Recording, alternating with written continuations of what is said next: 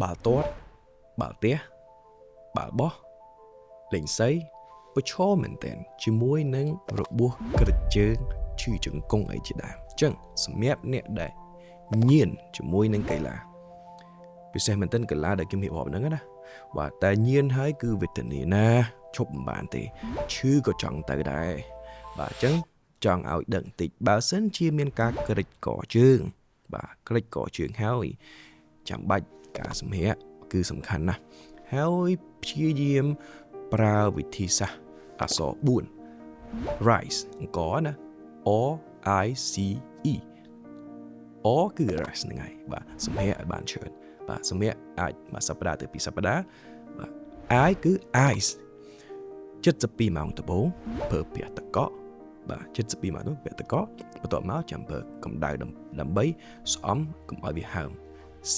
គឺ compression គឺការរុំដើម្បីការពារកុំឲ្យមានការហើមដូចគ្នាហើយ E នោះគឺ elevate បាទលើកឲ្យវាខ្ពស់បន្តិច